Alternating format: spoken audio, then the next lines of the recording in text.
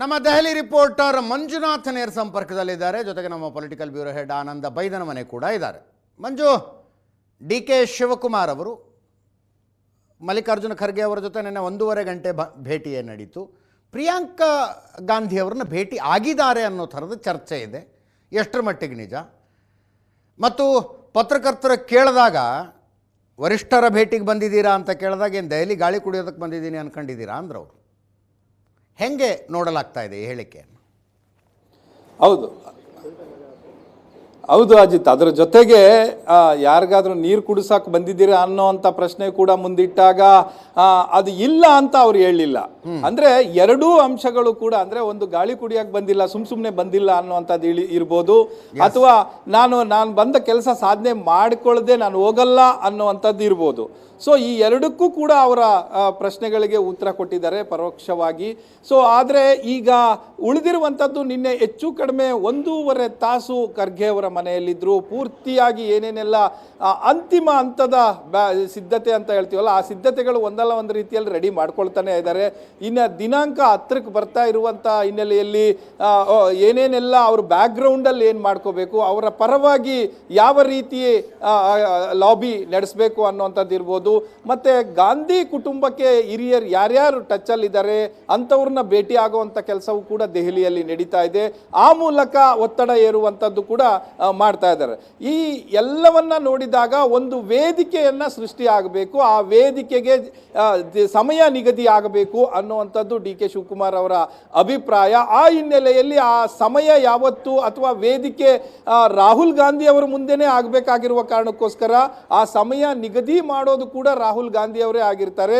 ಈ ಹಿನ್ನೆಲೆಯಲ್ಲಿ ಅದಕ್ಕೊಂದು ಅಂಥದ್ದೊಂದು ಸಮಯ ಬೇಗ ನಿಗದಿ ಆಗಲಿ, ವೇದಿಕೆ ನಿಗದಿ ಆಗಲಿ ಅನ್ನುವಂಥ ನಿಟ್ಟಿನಲ್ಲಿ ಪ್ರಯತ್ನಗಳು ಒಂದಲ್ಲ ಎಲ್ಲ ರೀತಿಯಿಂದಲೂ ಕೂಡ ಇಬ್ಬರು ಸಹೋದರರು ಕೂಡ ದೆಹಲಿಯಲ್ಲಿ ಮಾಡ್ತಾ ಇದ್ದಾರೆ. ಅಜಿತ್, ಈ ದಾವಣಗೆರೆ ದಕ್ಷಿಣ ವಿಧಾನಸಭಾ ಚುನಾವಣೆಯ ಮತದಾನ ಮುಗಿದ ನಂತರ ಒಂದು ತಳಮಳ ಶುರುವಾಗಿದೆ. ಅದು ಮುಸ್ಲಿಂ ಮತ ಬ್ಯಾಂಕಿಗೆ ಸಂಬಂಧಪಟ್ಟಂತೆ ಹೈಕಮಾಂಡ್ ತೆಗೆದುಕೊಂಡ ನಿಲುವು, KPCCಯ ನಿರ್ಧಾರಗಳು, ಈ ವಿಷಯ ಏನಾದ್ರು ಚರ್ಚೆ ಆಗ್ತಾ ಇದೆಯಾ ಅಲ್ಲಿ? ದೆಹಲಿ ಮಟ್ಟದಲ್ಲಿ ವರದಿ ಬಂದಿರುವುದಂತೂ, ಯಾಕಂದರೆ ಅಭಿಷೇಕ್ ದತ್ ಅವರು ಕೊಟ್ಟಿರುವಂಥ ವರದಿ ಕೈ ಸೇರಿದೆ. ಆದರೆ ಅದರ ಬಗ್ಗೆ ಉಸ್ತುವಾರಿ ಆಗಲಿ ಇವ್ರು ಯಾರೂ ಕೂಡ ಮಾತಾಡ್ತಾ ಇಲ್ಲ. ಜೊತೆಗೆ ಇವರು ಮಾತನಾಡಲಿಕ್ಕೆ KC ವೇಣುಗೋಪಾಲ್ ಅವರು ಇರ್ಬೋದು, ರಾಹುಲ್ ಗಾಂಧಿ ಅವರು ಇರ್ಬೋದು, ಯಾರು ಕೂಡ ಫ್ರೀ ಇಲ್ಲ. ಎಲ್ಲರೂ ಕೂಡ ಎಲೆಕ್ಷನ್ ಬ್ಯುಸಿಯಲ್ಲಿ ಇರುವಂಥದ್ದು. ಈವನ್ ಟುಡೇ ಅವರು ಕಲ್ಕತ್ತಾದಲ್ಲಿದ್ದಾರೆ ರಾಹುಲ್ ಗಾಂಧಿ ಅವರು. ನಿನ್ನೆ ಮಾತ್ರ ಇದ್ದರು, ನಿನ್ನೆ ಕೊಡಬಹುದು ಅನ್ನುವಂಥದ್ದು, ಅಂದರೆ ಭೇಟಿಗೆ ಅವಕಾಶ ಕೊಡ್ಬೋದು ಅನ್ನುವಂಥದ್ದು ಇತ್ತು. ಸೊ ಇದನ್ನು ಹೊರತಾಗಿ ಇವತ್ತು ಬ್ಯುಸಿ ಇದ್ದಾರೆ, ನಾಳೆ ಬ್ಯುಸಿ ಇದ್ದಾರೆ. ಅದೇ ರೀತಿ KC ವೇಣುಗೋಪಾಲ್ ಕೂಡ ಪಬ್ಲಿಕ್ ಅಕೌಂಟ್ಸ್ ಕಮಿಟಿ ಚೇರ್ಮನ್ ಆಗಿರುವ ಕಾರಣಕ್ಕೋಸ್ಕರ ಅವರು ಕೂಡ ಇದರ ಬ್ಯುಸಿಯಲ್ಲಿದ್ದಾರೆ. ಈ ವಿಚಾರಗಳು ಫೋನ್ ಮೂಲಕ ಮುಟ್ಟಿಸಲಾಗಿದೆ ಅನ್ನುವಂಥದ್ದು. ವೇಣುಗೋಪಾಲ್ ಅವರ ಜೊತೆ ಸುಮಾರು 10ರಿಂದ 15 ನಿಮಿಷ ಫೋನ್ ಮಾಡಿ ಮಾತನಾಡಿದ್ದಾರೆ ಅಂತ ಅವರ ಆಪ್ತ ಮೂಲಗಳು ಹೇಳ್ತಾ ಇದ್ದಾವೆ.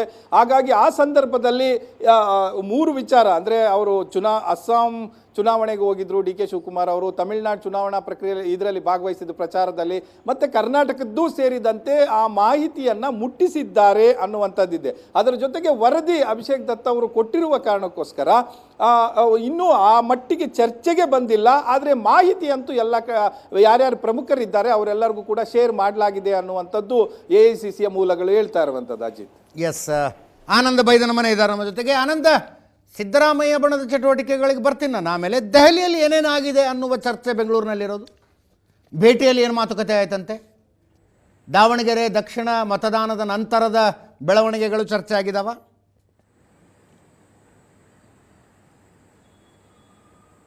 ಎಸ್, 5 ರಾಜ್ಯಗಳ ಚುನಾವಣೆಯ ಬಳಿಕ ಒಂದು ಮಾತುಕತೆಗೆ ಪೂರಕವಾಗಿರುವಂಥ ವೇದಿಕೆ ಸೃಷ್ಟಿಯಾಗಬೇಕು ಅಂತಕ್ಕಂಥದ್ದು ಡಿ ಕೆ ಶಿವಕುಮಾರ್ ಬಣದ, ಅದನ್ನು ಮುಖ್ಯವಾಗಿ ಡಿ ಕೆ ಶಿವಕುಮಾರ್ ಮತ್ತು ಡಿ ಕೆ ಸುರೇಶ್ ಅವರ ಒಟ್ಟಾರೆ ಒತ್ತಡ ಆಗಿದೆ. ಆ ಕಾರಣಕ್ಕಾಗಿ ಅವರು ದೆಹಲಿಯಲ್ಲಿ ತಮಗಿರ್ತಕ್ಕಂಥ ಎಲ್ಲ ರೀತಿಯ ಅವಕಾಶಗಳನ್ನು ಕೂಡ ಬಳಕೆ ಮಾಡಿಕೊಂಡು ಒಂದು ಮಾತುಕತೆಗೆ ವೇದಿಕೆ ಸಜ್ಜುಗೊಳಿಸ್ತಕ್ಕಂಥ ಪ್ರಯತ್ನವನ್ನು ಮಾಡ್ತಾ ಇದ್ದಾರೆ.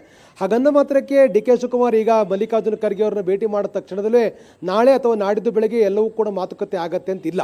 ಅದಕ್ಕೆ ಪೂರಕವಾಗಿ ಮುಖ್ಯಮಂತ್ರಿ ಮುಖ್ಯಮಂತ್ರಿ ಪಾಳದಿಂದಲೂ ಕೂಡ ಕೆಲವು ಅಭಿಪ್ರಾಯಗಳನ್ನು ಹೈಕಮಾಂಡ್ ತೆಗೆದುಕೊಳ್ಳುತ್ತೆ ಅನ್ನುವಂಥ ಚರ್ಚೆಗಳು ಕೂಡ ಇದೆ.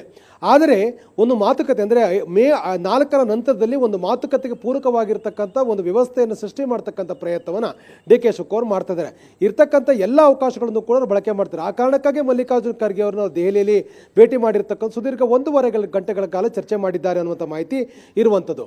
ಈ ಭೇಟಿಯ ಸಂದರ್ಭದಲ್ಲಿ ಬಹಳ ಪ್ರಮುಖವಾಗಿ ನಾಯಕತ್ವಕ್ಕೆ ಸಂಬಂಧಪಟ್ಟ ಹಾಗೆ ಅವರು ಯಾವ ವಿಚಾರವನ್ನು ನೆನಪು ಮಾಡಿಕೊಡ್ಬೇಕು ಆ ನೆನಪು ಮಾಡಿಕೊಡುವ ಪ್ರಯತ್ನವನ್ನು ಮಾಡಿದ್ದಾರೆ ಅಂತಕ್ಕಂಥದ್ದು ಈಗ ಕೇಳಿ ಬರ್ತಾ ಇರುವಂಥ ವಿಚಾರ. ಯಾಕೆಂತಂದರೆ ಬೇರೆ ಬೇರೆ ಕಾರಣಕ್ಕಾಗಿ ನಾಯಕತ್ವ ಚರ್ಚೆಗಳು ಬಂದಾಗ ಎಲ್ಲವೂ ಕೂಡ ಅದನ್ನು ಬೇರೆ ಬೇರೆ ಸಬ್ಜೆಕ್ಟ್ಗಳನ್ನು ಮುಂದಿಟ್ಟುಕೊಂಡು ಮುಂದಕ್ಕೆ ಹೋಗ್ತಕ್ಕಂಥ ಸನ್ನಿವೇಶ ಕ್ರಿಯೇಟ್ ಆಗಿತ್ತು.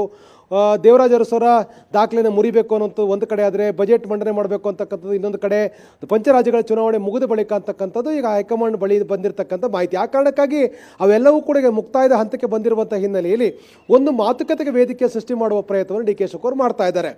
ಆದರೆ ಇವೆಲ್ಲವೂ ಕೂಡ ತಕ್ಷಣದಲ್ಲಿ ಮೇ 10ಕ್ಕೆ ಅಥವಾ ಮೇ 7ಕ್ಕೆ ಕ್ಲಿಯರ್ ಆಗೋದಿಲ್ಲ. ಬದಲಾಗಿ ಮೇ 20ರವರೆಗೂ ಕೂಡ ಈ ಒಂದು ಡೆವಲಪ್ಮೆಂಟ್ಗಳು ಕಂಟಿನ್ಯೂ ಆಗುತ್ತೆ ಅನ್ನುವಂಥ ಮಾಹಿತಿಗಳೇ ಈಗಿರುವಂಥದ್ದು ಬೆಂಗಳೂರಿನಲ್ಲಿ. ಯಾಕೆಂತಂದರೆ ದೆಹಲಿಗೆ ಹೋಗಿ ಡಿ ಕೆ ಶಿವಕುಮಾರ್ ಹೈಕಮಾಂಡ್ ನಾಯಕರನ್ನು ಭೇಟಿ ಮಾಡುವ ಪ್ರಯತ್ನಗಳನ್ನು ಮಾಡ್ತಾ ಇದ್ದಾರೆ. ಆದರೆ ಒಂದು ಪೂರಕವಾಗಿರ್ತಕ್ಕಂಥ ವ್ಯವಸ್ಥೆಗಳು ಅಲ್ಲಿ ಕಾಣ್ತಾ ಇಲ್ಲ. ಯಾಕೆಂದರೆ ಒಂದು ಕಡೆ ಕೆ ಸಿ ವೇಣುಗೋಪಾಲ್ ಕೂಡ ಇಲ್ಲ, ರಾಹುಲ್ ಗಾಂಧಿ ಇಲ್ಲ, ಮತ್ತು ಪ್ರಿಯಾಂಕಾ ಗಾಂಧಿ ಅವರನ್ನ ಭೇಟಿ ಮಾಡಿದ್ರ ಬಗ್ಗೆ ಯಾವುದೇ ರೀತಿ ಕ್ಲಾರಿಟಿ ಕೂಡ ಇಲ್ಲ.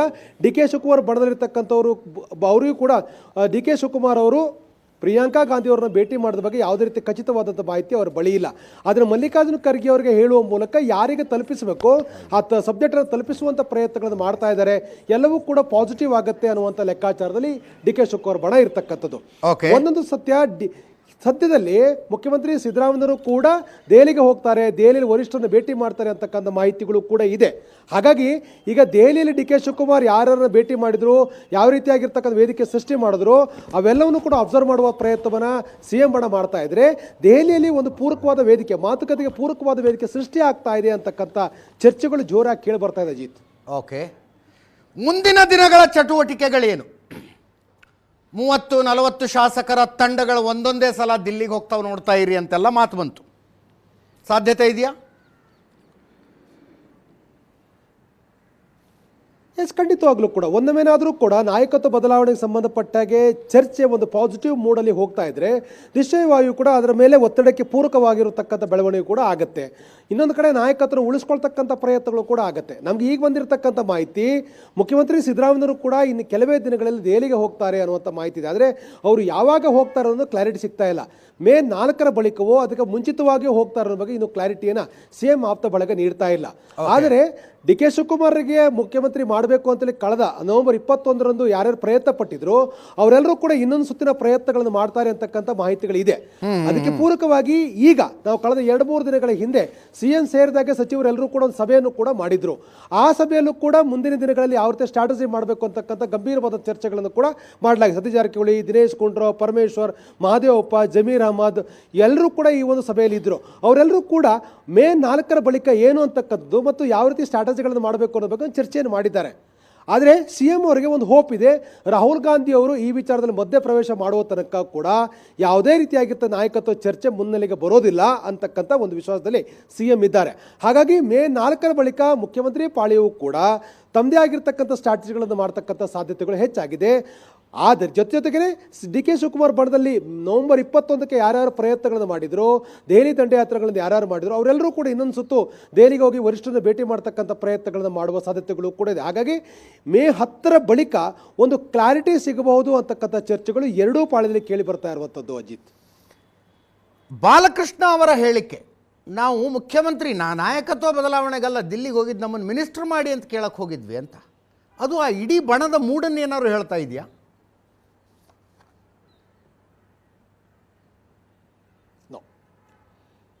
ಬಾಲಕೃಷ್ಣ ಅವರ ಹೇಳಿಕೆಯನ್ನು ಗಮನಿಸ್ತಾ ಇದ್ದರೆ ಅವರು ಏನು ನವೆಂಬರ್ 21ಕ್ಕೆ ಏನೋ ದೆಹಲಿಯಲ್ಲಿ ದಂಡಯಾತ್ರೆ ಮಾಡಿರ್ತಕ್ಕ ಶಾಸಕರಲ್ಲಿ ಬಾಲಕೃಷ್ಣ ಕೂಡ ಒಬ್ಬರು. ಅವರೆಲ್ಲ ತಮ್ಮದೇ ಆಗಿರೋ ಪ್ರಯತ್ನಗಳನ್ನು ಮಾಡ್ತಾ ಇದ್ದಾರೆ.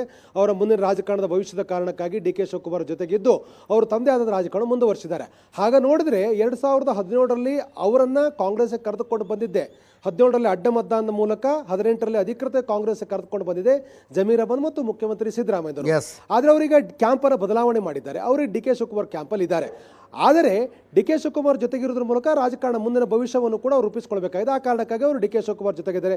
ಜಾತಿಯ ಕಾರಣಕ್ಕಾಗೋ, ಪ್ರದೇಶದ ಕಾರಣಕ್ಕಾಗೋ ಮತ್ತು ರಾಜಕಾರಣದ ಭವಿಷ್ಯ ದೃಷ್ಟಿಯಿಂದ ಅವರು ಆ ಒಂದು ನಿರ್ಧಾರಕ್ಕೆ ಬಂದಿದ್ದಾರೆ. ಇದರಲ್ಲಿ ಯಾವುದೇ ರೀತಿಯ ರಾಜಿ ಇಲ್ಲ. ಆದರೆ ಬಾಲಕೃಷ್ಣ ಅವರು ಡಿ ಕೆ ಶಿವಕುಮಾರ್ ಮುಖ್ಯಮಂತ್ರಿ ಆಗಬೇಕು ಅಂತ ಬಯಸ್ತಕ್ಕಂಥ ಶಾಸಕರಲ್ಲಿ ಅವರು ಕೂಡ ಒಬ್ಬರು. ಅವರು ತಮ್ಮದೇ ಆದಂಥ ಪ್ರಯತ್ನಗಳನ್ನು ಮಾಡ್ತಾ ಇದ್ದಾರೆ. ಆದರೆ ಈಗಿರ್ತಕ್ಕಂಥ ಒಂದು ಸನ್ನಿವೇಶ ಜೋರಾಗಿ ಹೇಳ್ತಕ್ಕಂಥ ಅಥವಾ ಒಂದು ಪಾಸಿಟಿವ್ ಆಗಿರ್ತಕ್ಕಂಥ ಒಂದು ಸನ್ನಿವೇಶ ಇನ್ನೂ ಕ್ರಿಯೇಟ್ ಆಗಿಲ್ಲ. ಆ ಕಾರಣಕ್ಕಾಗಿ ಅವರು ಡಿಫೆನ್ಸ್ ಮಾಡ್ತಕ್ಕಂಥ ಪ್ರಯತ್ನವನ್ನು ಮಾಡಿದ್ದಾರೆ. ಇದ್ರ ಜೊತೆಗೆ ಅವರು ಕೂಡ ಮಂತ್ರಿ ಆಗಬೇಕು ಅಂತ ಇದೆ. ಆ ಕಾರಣಕ್ಕಾಗಿ ಅದು ಡಿ ಕೆ ಶಿವಕುಮಾರ್ ಆದರೆ ತಮಗೊಂದು ಅವಕಾಶ ಸಿಗುತ್ತೆ ಅಂತಕ್ಕಂಥ ಲೆಕ್ಕಾಚಾರದಲ್ಲೂ ಕೂಡ ಇದ್ದಾರೆ. ಹಾಗಾಗಿ ಅವರು ಮಂತ್ರಿಮಂಡಲದ ವಿಚಾರದಲ್ಲಿ ಅವರು ಚರ್ಚೆಯನ್ನು ಹುಟ್ಟುಹಾಕ್ತಕ್ಕಂಥ ಪ್ರಯತ್ನವನ್ನು ಮಾಡ್ತಾ ಇದ್ದಾರೆ ಅಂತ ಅನ್ಬೋದಾಗಿದೆ. ಯಾಕೆಂದರೆ ಡಿ ಕೆ ಶಿವಕುಮಾರ್ ಜೊತೆಗಿದ್ದಾಗಲೇ ಬಾಲಕೃಷ್ಣ ಅವರಿಗೆ ಮುಂದಿನ ರಾಜಕಾರಣ ಭಾಳ ಸ್ಪಷ್ಟವಾಗಿ ಕಾಣುತ್ತೆ. ಹಾಗಾಗಿ ಅವರು ಡಿ ಕೆ ಶಿವಕುಮಾರ್ ಕ್ಯಾಂಪಲ್ಲಿ ಗುರುಸ್ಕೊಂಡಿರುವ ಕಾರಣಕ್ಕಾಗಿ ಅವರು ಸನ್ನಿವೇಶ ಈಗ ಅಷ್ಟು ಪೂರಕವಾಗಿರುವ ಕಾರಣಕ್ಕಾಗಿ ಒಂದು ಡಿಫೆನ್ಸ್ ಮಾಡ್ತಕ್ಕಂಥ ಪ್ರಯತ್ನವನ್ನು ಬೇರೆ ಬೇರೆ ಸ್ವರೂಪದಲ್ಲಿ ಮಾಡ್ತಾ ಇದ್ದಾರೆ. ಅಜಿತ್, ಎಸ್, ಮಂಜುನಾಥ್ ಇದ್ದಾರೆ ನಮ್ಮ ದೆಹಲಿ ರಿಪೋರ್ಟರ್, ದೆಹಲಿಯಿಂದ ನೇರ ಸಂಪರ್ಕದಲ್ಲಿ. ಮಂಜು, ಸಚಿವ ಸಂಪುಟ ಪುನರ್ರಚನೆಯ ಸಂಬಂಧಪಟ್ಟಂತೆ ಇರುವ ಚರ್ಚೆಗಳೇನು ದಿಲ್ಲಿ ಮಟ್ಟದಲ್ಲಿ? 3 ವರ್ಷ ಆಗ್ತಾ ಇದ್ದಂತೆ ಆಗುತ್ತಾ ಪ್ರಾಸೆಸ್ ಶುರುವಾಗುತ್ತಾ? ಅಜಿತ್, ಅದು ಮೊದಲ ಪ್ರಾಶಸ್ತ್ಯ ಅಂತ ಮೊನ್ನೆ ಸುರ್ಜಿವಾಲಾ ಅವರು ಏನು 22 ಜನ ಶಾಸಕರು ಬಂದಿದ್ರು, ಹಿರಿಯ ಶಾಸಕರು, ಅವರಿಗೆ ಕೊಟ್ಟಂಥ ಭರವಸೆ. ಯಾಕಂದರೆ 3 ವರ್ಷ ಆಗ್ತಾ ಇದೆ ಮತ್ತು 2.5 ವರ್ಷಕ್ಕೆ ಮಾಡಬೇಕಾಗಿತ್ತು ಅನ್ನುವಂಥದ್ದನ್ನ ಅವರು ಈ ಹಿಂದೆ 2 ವರ್ಷದಲ್ಲಿ ಹೈಕಮಾಂಡ್ ಹೇಳಿತ್ತು, ಅವಾಗಲೇ ಮಾಡಿ ಅಂತ ಹೇಳಿತ್ತು. CM ಅವರು ಅದಕ್ಕೆ ಒಪ್ಪಿರಲಿಲ್ಲ. ಅದಾದ ನಂತರ 2.5 ವರ್ಷಕ್ಕಾಯಿತು. ಈಗ 3 ವರ್ಷ ಹತ್ತಿರಕ್ಕೆ ಬರ್ತಾ ಇದೆ. ಈ ಸಂದರ್ಭದಲ್ಲಾದರೂ ಮಾಡಬೇಕು ಅನ್ನುವಂಥ ಒತ್ತಾಯ ಇವ್ರ ಕಡೆಯಿಂದ, ಶಾಸಕರ ಕಡೆಯಿಂದ ಬಂದಂಥ ಸಂದರ್ಭದಲ್ಲಿ ಅವರು ಕೊಟ್ಟ ಭರವಸೆ, ನಮ್ಮ ಈ ಏನು ಪಂಚರಾಜ್ಯ ಚುನಾವಣೆಯ ಫಲಿತಾಂಶ ಬಂದ ಬಳಿಕ ಕೂಡಲೇ ನಮಗೆ ಮೊದಲ ಪ್ರಾಶಸ್ತ್ಯ ಇರುವಂಥದ್ದೇ ಅದು. ನಾವು ಈ ಸಂಪುಟವನ್ನು ವಿಸ್ತರಣೆ ಮಾಡ್ತೇವೆ ಅನ್ನುವಂಥ, ಪುನರ್ರಚನೆ ಮಾಡ್ತೇವೆ ಅನ್ನುವಂಥ ಭರವಸೆಯನ್ನು ಕೂಡ ಕೊಟ್ಟಿರುವಂಥದ್ದು.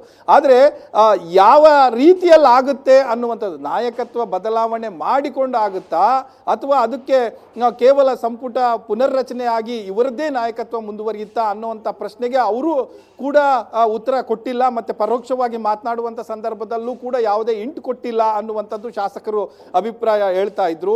ಆದರೆ ನಮ್ಮ ಈ ಬಂದಂಥ ಶಾಸಕರು ಹೇಳಿದಂಥ ಒಂದೇ ಒಂದು ಮಾತು, ನಾವು ನಾಯಕತ್ವದ ಬಗ್ಗೆ ನಮ್ದು ಯಾವುದೇ ಪ್ರಶ್ನೆ ಇರಲಿಲ್ಲ, ನಮ್ಮನ್ನು ಸಂಪುಟಕ್ಕೆ ತಗೊಳ್ಳಿ ಅನ್ನುವಂಥದ್ದಷ್ಟೇ ನಮ್ಮ ಒತ್ತಾಯ ಆಗಿತ್ತು ಅನ್ನುವಂಥದ್ದು. ಆದರೆ ಹೈಕಮಾಂಡ್ ತಲೆಯಲ್ಲಂತೂ ಅದು ಇದೆ. ಯಾಕಂದರೆ 3 ವರ್ಷ ಆಗ್ತಾ ಇದೆ. ಹೊಸ ರೀತಿಯಲ್ಲಿ, ಹೊಸ ಮಾದರಿಯಲ್ಲಿ ನಾವು ಮತ್ತೆ ಸರ್ಕಾರವನ್ನು ಜನರ ಮುಂದೆ ಪ್ರೆಸೆಂಟ್ ಮಾಡಬೇಕಾಗಿದೆ. ಅದು ದೊಡ್ಡ ಟಾಸ್ಕು. ಯಾಕಂದರೆ ಇದೊಂದು ವರ್ಷನೇ, ಮುಂದಿನ ವರ್ಷ ಚುನಾವಣಾ ವರ್ಷ ಆಗಿಬಿಡುತ್ತೆ. ಆ ಸಂದರ್ಭದಲ್ಲಿ ಜನರ ಮುಂದೆ ಹೋಗಬೇಕಾಗುತ್ತೆ, ಪುನಃ ಸರ್ಕಾರವನ್ನು ನಾವು ತರಬೇಕಾಗುತ್ತೆ. ಆ ಹಿನ್ನೆಲೆಯಲ್ಲಿ ಹೊಸ ಸಂಪುಟ ಅಂದರೆ ಪುನರ್ರಚನೆ ಆಗಿರುವಂಥ ಸಂಪುಟವನ್ನು ಜನರ ಮುಂದೆ ಇಟ್ಟು ಹೊಸ ಯೋಜನೆಗಳನ್ನು ತೆಗೆದುಕೊಂಡು ಬಂದು ಜನರಿಗೆ ತಲುಪಿಸುವಂಥ ಕೆಲಸ ಆದರೆ ಮಾತ್ರ ಪುನಃ ಕಾಂಗ್ರೆಸ್ ಬರಲಿಕ್ಕೆ ಸಾಧ್ಯ ಅನ್ನುವಂಥದ್ದು ಚರ್ಚೆಗಳು ಇಲ್ಲಿ ದೆಹಲಿಯ ಮಟ್ಟದಲ್ಲಿ ಆಗಿದೆ. Ajit, yes, thank you so much ನಿಮ್ಮೆಲ್ಲ ಮಾಹಿತಿಗೆ. ಮಂಜು, ಮೇ 4 ರಾಜ್ಯ ರಾಜಕಾರಣದಲ್ಲಿ ಹಲವು ಚಟುವಟಿಕೆಗಳು ಆರಂಭಗೊಳ್ಳುವ ಮುಹೂರ್ತ ಅಂತ ಹೇಳಲಾಗ್ತಾ ಇದೆ.